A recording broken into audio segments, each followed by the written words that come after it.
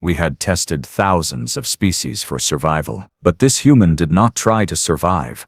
He tried to break the test. Look, I have been doing this job for 73 cycles, and I have seen every species in this sector beg, bargain, and break under pressure. The Velthori, they built shelters and waited for rescue. The Kren, they formed committees and debated resource allocation until half of them starved. The Phoraxians, do not even get me started on the Phoraxians. They tried to eat the testing equipment and died from copper poisoning. My name is Calvex Thrawn, and I am a trial administrator for the Qarzathi Collective. We do not run death matches or gladiator pits. Nothing so crude. No. We design survival scenarios, controlled experiments that measure a species' worthiness for galactic integration. It is all very scientific, very ethical, very boring, until the human showed up. And that is when boring died screaming. The Qarzathi Collective has been testing species for over 2,000 standard years. We are good at it. Very good. The best, actually. Our facilities span 3-star systems, and our methodologies are studied in every major academy from the core worlds to the rim. When a species wants to join the Galactic Council, they come to us first. We measure their intelligence, their adaptability, their capacity for cooperation under stress. We give them scenarios, not easy ones, and we watch how they respond. The facility on Karth 7 is my personal domain.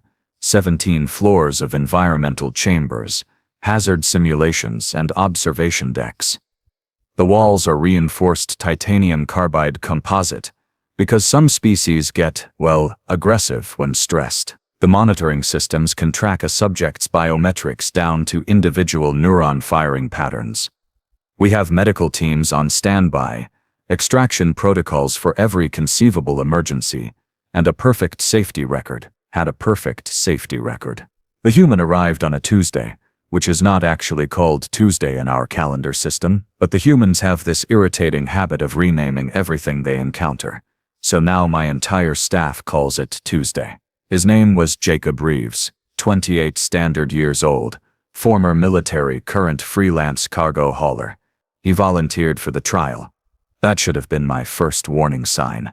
Most species send their best diplomats, their scientists, their champions. Humans sent a cargo hauler who apparently had nothing better to do that week. I watched him walk into the intake processing center through the observation glass. He was average height for a human, maybe 1.8 meters, with dark hair that needed cutting and a scar across his left eyebrow. He wore a jacket that had seen better decades and boots that had seen better centuries.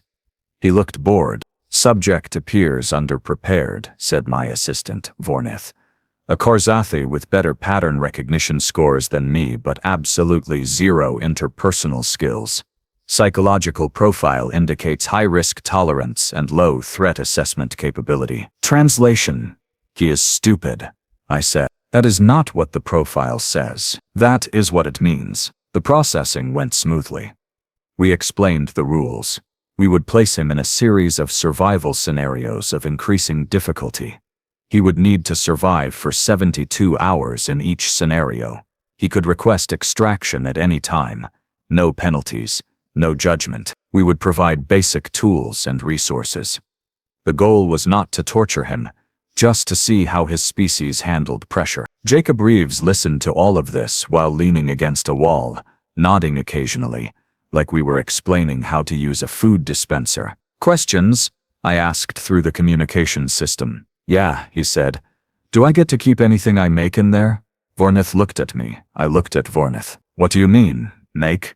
I asked. Like if I build something, can I take it with me after? This is a survival trial, not a crafting workshop, right? But if I survive by making stuff, then technically that stuff helped me survive. So I should get to keep it. Like a prize. I stared at him through the glass. He stared back, completely serious. Sure, I said finally. You can keep whatever you make. Cool. He pushed off the wall and stretched. Let's do this. Vornith pulled up the first scenario on the holographic display. Environment Chamber 3. A standard temperate forest biome with moderate rainfall, edible vegetation, and no predators. Difficulty rating 2 out of 10. Perfect for baseline assessment. Subject will likely construct a basic shelter and attempt to signal for rescue, Vornith predicted. Standard Terran survival doctrine emphasizes shelter, water, fire, food in that order. Boring but effective, I agreed. Let us get this over with. We transported Jacob Reeves into the chamber. He materialized in a small clearing, surrounded by trees that our botanists had gene-tailored to be non-toxic and nutritionally adequate. We gave him a knife, a water container, and a fire-starting rod. Standard issue. Nothing fancy. He looked around, turned in a slow circle, then looked directly at the nearest monitoring camera and smiled. Not a relieved smile. Not a nervous smile. A smile that said, "Oh, this is going to be fun." Vernoth made a small clicking sound that indicated concern. That is not a standard response pattern. He is probably just confident, I said. Humans have decent survival instincts. He will build a shelter, start a fire, maybe try to catch fish from the stream. Textbook response. Jacob Reeves walked over to a tree, tested its trunk with his hand, then kicked it so hard the entire tree shook. Or maybe not textbook, I added. He kicked it again, and again. And then he started punching it. What is he doing? Vornith asked. I have absolutely no idea. Jacob Reeves punched the tree for 6 minutes straight. Not randomly, not frantically, but with systematic precision. He hit the same spot over and over until the bark split. Then the wood underneath cracked. Then the entire tree groaned and toppled over with a crash that registered on our seismic sensors. Did he just? Vornith started. He just killed a tree. Yes. But why? Jacob was already dragging the fallen tree toward the stream, grunting with effort but moving with obvious purpose. He wedged one end into the soft riverbank and let the current push against it. Then he went back for another tree. He is building something, I said. A shelter. I do not think so. By hour 3, Jacob Reeves had constructed what I can only describe as a siege weapon. He had lashed together 7 trees using vines, created a crude but functional lever system, and positioned the entire contraption to launch rocks across the stream. Big rocks. Rocks that could crush a skull. Who is he planning to fight? Vornith asked. There are no predators in this scenario. Maybe he does not know that. We told him the parameters. Did we though? Maybe he was not listening. Jacob tested his rock launcher. The projectile flew 30 meters and punched a hole clean through another tree. He nodded, satisfied, then started building a second launcher. By hour 6, he had 4 rock launchers positioned at cardinal points around a fortified position. He had not built a shelter. He had built a forward operating base. This is highly irregular, Vornith said. You think? By hour 12, Jacob had expanded his operation. He had dammed the stream, creating a small reservoir. He had dug pits around his perimeter and covered them with branches and leaves. He had sharpened dozens of sticks into stakes and planted them at angles facing outward. He had, for reasons I could not begin to understand, set up what appeared to be a primitive early warning system using rocks balanced on tripwires. He has fortified against an invasion force, I said slowly. In a scenario with no enemies, should we be concerned? I am already concerned. The real problem started at hour 18. Jacob had apparently decided that defense was boring. He took one of his spears, the longest one, and started walking the perimeter of the environment chamber. He was not exploring. He was hunting. Hunting what? Vornith demanded. The walls? Jacob reached the northern boundary, where the environmental hologram met the physical barrier. He poked at it with his spear. The hologram flickered slightly. He poked it again, harder. He is testing for weaknesses, I said. In the trial infrastructure? Yes, that is not part of the scenario. I know. Jacob found a seam where 2 wall panels connected. It was hidden behind the hologram, completely invisible to normal perception. He should not have been able to find it, but he did. And then he started prying at it with his spear. Stop him, Vornith said. How? I do not know. You are the administrator. I activated the communication system. Jacob Reeves, you are performing outside of expected parameters. Please return to the designated trial area. He looked up at the camera and waved. Then he went back to prying at the wall. Jacob Reeves, what you are doing is not part of the survival scenario. Yeah, but it is part of surviving, he called back. If I get out of here, I survive even better. That is not how this works, says you. He wedged the spear deeper into the seam. Something inside the wall sparked. He is going to damage the environmental systems, Vornith said, panicking now. I can see that. We need to extract him. He has not requested extraction. He is trying to extract himself. That is different. Jacob gave up on the spear and went back to his base. I thought maybe he had abandoned the idea. I was wrong. He came back 10 minutes later with his rock launcher. He had modified it, made it more powerful, angled it upward. No, I said. Is he going to? Vornith asked. Yes. Jacob loaded the largest rock he had collected, a chunk of stone the size of my head. He aimed the launcher at the wall seam. He pulled the release mechanism. The rock hit the wall with enough force to crack the outer panel. Alarms started shrieking. Emergency lights flashed. 3 separate safety systems activated simultaneously, and Jacob Reeves laughed. Not a maniacal laugh. Not a crazy laugh. A genuinely delighted laugh. Like he had just won a game. Extraction now, I ordered. He has not requested it. I am requesting it. Get him out. We pulled Jacob from the chamber mid-laugh.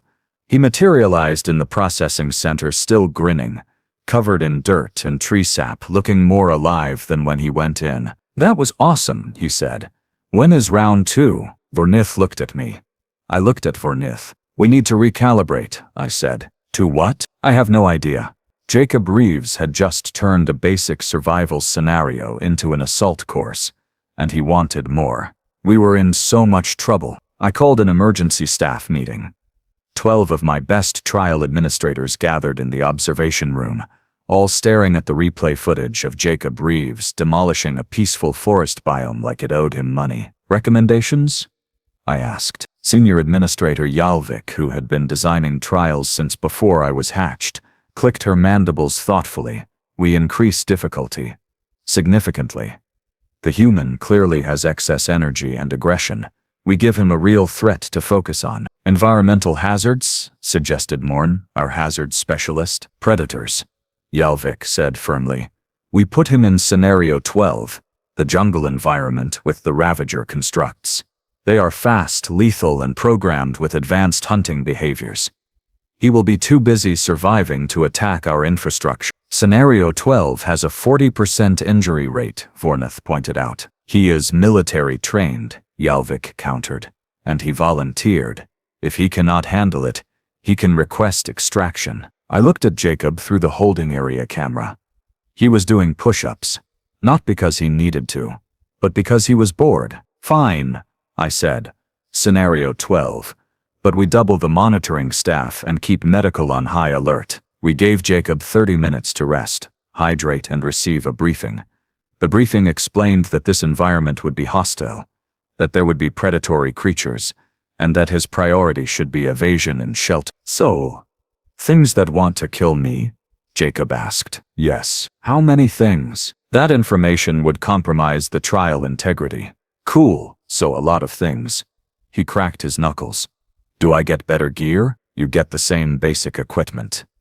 Knife, water container, fire starter. Can I have rope? Why? Reasons. I looked at Yalvik. She shrugged. Fine, I said.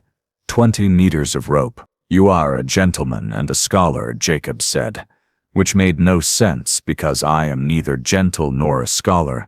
But humans say things that make no sense approximately 60% of the time. We transported him into Scenario 12. Dense jungle, high humidity, limited visibility. The Ravager constructs were already active. 6 of them, each the size of a large predator with claws that could shred reinforced fabric and speed that could close a 50-meter gap in seconds. The standard survival time in Scenario 12 was 8 hours before subjects requested extraction. The record was 14 hours, held by a Kryn commander who had simply climbed a tree and refused to come down. Jacob lasted 4 minutes before he killed his first Ravager.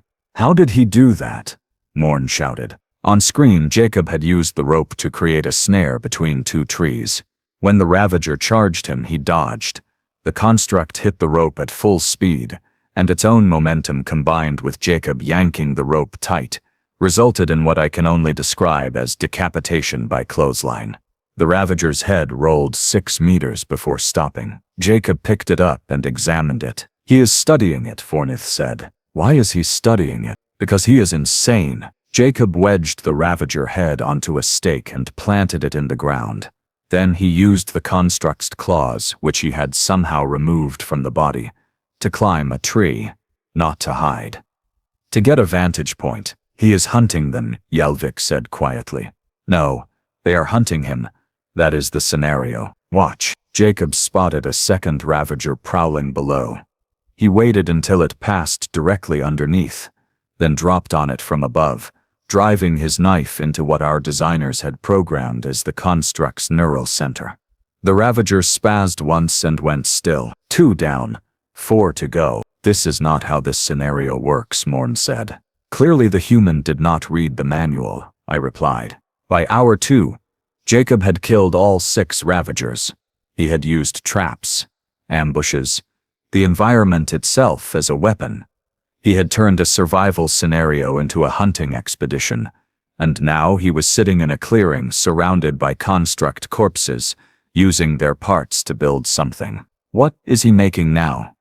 Vornith asked. I am afraid to find out. Jacob was creating armor. Crude, ugly, but functional armor made from Ravager plating and secured with rope and vine. He strapped pieces to his chest, his arms, his legs.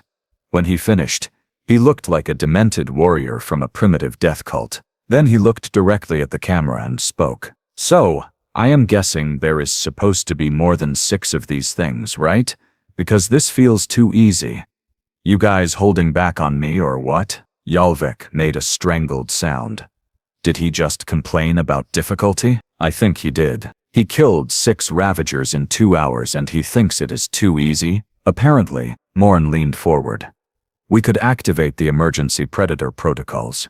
Release the Apex units. Those are for facility breach scenarios, I said. He breached the last facility.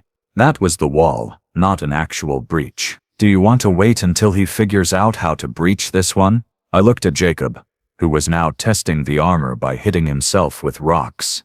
Actually hitting himself, to make sure the armor worked. Activate 1 Apex unit, I said. 1. And keep it leashed to Zone 7. The Apex construct was 3 times larger than a Ravager, faster, smarter, and equipped with enough combat programming to challenge a small military unit. We had never used one on a trial subject before. It was designed for security, not testing. We released it anyway. Jacob heard it coming before he saw it. The Apex moved through the jungle like a force of nature, trees bending, ground shaking. Normal subjects would run. Normal subjects would hide. Jacob grabbed a sharpened branch in each hand and started walking toward the sound. He is engaging it, Yalvik whispered. Of course he is, I said tiredly. Should we extract him? Has he requested extraction? No. Then we watch. The Apex burst into the clearing at full charge. Jacob sidestepped, which should have been impossible given the construct's speed, and drove both branches into its flank as it passed. The Apex roared, spun, and caught Jacob with a backhand that sent him flying into a tree. Finally, I thought. Finally, he is outmatched. Jacob stood up, spit blood, and smiled. Now we are talking, he said, and he charged right back. The fight lasted 11 minutes. 11 minutes of violence that our cameras barely tracked because both combatants moved faster than our standard frame rate. Jacob used everything. The environment, his makeshift armor, his weapons, his teeth at one point. The Apex construct used its programming, its strength, its killing algorithms that had been refined over centuries. Jacob won. Not easily, not cleanly, but he won. He stood over the Apex's deactivated body, bleeding from a dozen wounds, armor shattered, breathing hard. Then he looked up at the camera again. More, he said. Absolutely not, Yalvik said. We are extracting him, I agreed. Negative, said Morn. Look at his vitals. The biometric display showed elevated heart rate, adrenaline saturation and endorphin levels that should have been medically concerning. But his cognitive function was sharp. His decision-making was sound. He was not in shock. He was not panicking. He was having the time of his life. The human is experiencing combat stimulation response, Vornith said, reading from the medical database. A neurological state where perceived danger triggers reward centers in the brain. It is considered an evolutionary adaptation in predator species. Humans are not predators, Galactic said. They are omnivores, tool users, social creatures. They are persistence hunters, Vornith continued reading. They chased prey across continents until the prey collapsed from exhaustion. They climbed to the top of their planet's food chain not through strength or speed, but through refusing to stop, through refusing to quit, through turning every disadvantage into a weapon. We all looked at Jacob, who was now disassembling the Apex construct to see how it worked. Extract him now, I ordered. Before he decides the facility is his next opponent. We were 12 seconds too late. Jacob found the power core inside the Apex. He studied it, turned it over, then looked at the jungle around him. At the trees that were not quite real. At the sky that was not quite right. At the ground that hummed with the faint vibration of machinery. Huh, he said. Then he threw the power core at the nearest wall. The explosion was not large. The Apex cores were designed to fail safely. But it was enough. Enough to crack the environmental hologram. Enough to reveal the metal underneath. Enough to show Jacob exactly what he was inside. A box. A very expensive, very reinforced, very intricate box, but still a box. Oh no, Vornith said. Extraction, now. Emergency protocols, I shouted. But Jacob was already moving. He grabbed a piece of Apex plating and used it like a pry bar on the crack he had created. The metal groaned. Alarms shrieked louder. He cannot breach the chamber, Galactic said. The walls are rated for Class 7 impact resistance.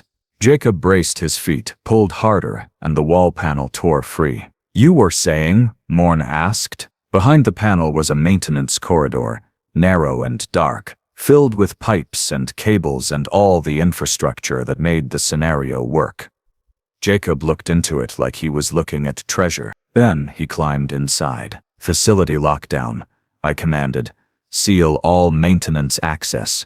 Deploy security constructs. Get him out of there before he reaches primary systems. Too late. All of it. Too late. Jacob moved through the maintenance corridor like he had designed it himself, avoiding security measures we did not even know he could see, disabling sensors with casual precision. He was not trying to escape. We realized that too slowly. He was trying to understand. He reached the central operations hub for Environment Chamber 12 in under 6 minutes. The door was reinforced carbide. He used an Apex claw he had apparently kept as a souvenir to short out the locking mechanism. The door opened. Inside, he found exactly what he was looking for. The control systems. The scenario parameters. The observation feeds. He found us. Jacob looked directly into the primary monitoring camera, and for the first time since he arrived, his expression was not amused. It was not angry either. It was something worse. Disappointed. You have been watching the whole time, he said. Not a question, a statement. Of course we have been watching, I replied through the communication system. This is a trial. Observation is the entire point. You have cameras everywhere. Sensors everywhere. You control everything in here. He gestured at the screens showing biometric data, environmental controls, construct deployment protocols. You could have stopped me at any time, yes, but you did not. The trial parameters allow for creative problem solving. Creative problem solving. Jacob laughed, but there was no humor in it. You wanted to see what I would do. You kept making it harder not because you needed to, but because you were curious. You turned this into a Galactic leaned toward her microphone. The trial is designed to assess your species' capabilities under stress. Your performance has been remarkable. You should be proud. Proud. Jacob looked around the control room, at all our careful measurements and data collection. You built a maze and watched the rat run. That is not a trial. That is entertainment. He walked toward the main control panel. Jacob Reeves, do not touch that equipment. I warned. Or what? You will fail me. You will tell the galaxy that humans are not ready? He put his hand on the power relay. Here is the thing about humans. We do not like being tested. We do not like being watched. And we really do not like being trapped. You volunteered for this. I volunteered for a trial. Not a game. He looked directly at me through the camera. You wanted to see how humans handle pressure? Let me show you. He pulled the relay. Every system in Environment Chamber 12 went dark. Life support, monitoring, security, everything. Emergency backups kicked in 3 seconds later, but that was enough. Enough time for Jacob to vanish into the maintenance system. Enough time for him to prove his point. You cannot measure a predator by putting it in a cage. You can only make it angry. We found Jacob Reeves 40 minutes later in the facility cafeteria, eating a sandwich. He had bypassed 17 security checkpoints, avoided 12 search teams, and somehow acquired food from the staff kitchen without anyone noticing. When security finally located him, he was sitting at a table, boots up, reading a datapad he had also acquired from somewhere. Nice place you got here, he said when I arrived. Food could use salt, though. I stood there looking at this human who had systematically dismantled everything I thought I understood about survival trials. And I did not know whether to arrest him or applaud him. The trial is over, I said finally. Did I pass? You destroyed 2 environments, killed constructs worth more than a small starship, breached secure areas, and caused a facility-wide lockdown. What do you think? Jacob considered this while chewing. So that is a yes? Despite everything, despite the chaos and the damage reports already flooding my inbox and the inevitable inquiry I would face from the Karzathi High Council, I laughed. Actually laughed. Yes, I said. You passed. Congratulations. Humanity is officially certified for galactic integration. Cool, he took another bite of sandwich. Can I keep the apex claw? Absolutely not. Worth a shot. I sat down across from him, which broke about 15 protocols, but at that point what were a few more violations? What did you do it? I asked. The wall breach, the control room, all of it. You could have just survived. That was all we asked. Jacob put down his sandwich. You know what the difference is between surviving and living? Surviving is what you do when you have no choice. Living is what you do when you take the choice back. He met my eyes. You built scenarios to see if we could survive. But humans do not want to just survive. We want to win, even when winning is not the objective, especially then. I thought about that for a long moment. Thought about the 73 cycles I had spent testing species, watching them adapt or break, measuring their worthiness. Thought about how many of them simply endured, waiting for the trial to end, waiting for permission to move forward. Humans did not wait for permission. Your species is going to be a problem, I said. Yeah, probably, Jacob grinned. But we will be your problem with salt on our food and entertainment systems that do not suck. So, trade-offs. The report I filed with the High Council was 37 pages long and included the phrase exceeds all conventional assessment parameters 6 times. The Council debated for 3 days before issuing their verdict. Humanity was approved for galactic integration with a note in their file that read, "Approach with caution and reasonable expectations of property damage." Jacob Reeves returned to Earth, a minor celebrity, at least in the circles that cared about first contact protocols. I heard he went back to hauling cargo, which seemed like a waste of talent. But then again, maybe that was the point. Humans did not define themselves by tests or trials or other people's measurements. They just were. As for me, I retired 6 months later. Took an advisory position that involved significantly less direct contact with trial subjects. My replacement asked for my advice on dealing with humans. Do not test them, I said. But that is the job. I know. I clicked my mandibles in what might have been amusement. Good luck with that. Because here is what 73 cycles of experience taught me. What Jacob Reeves made brutally clear. You do not test a predator to see if it can survive. You test it to see if you can. And humans already know the answer.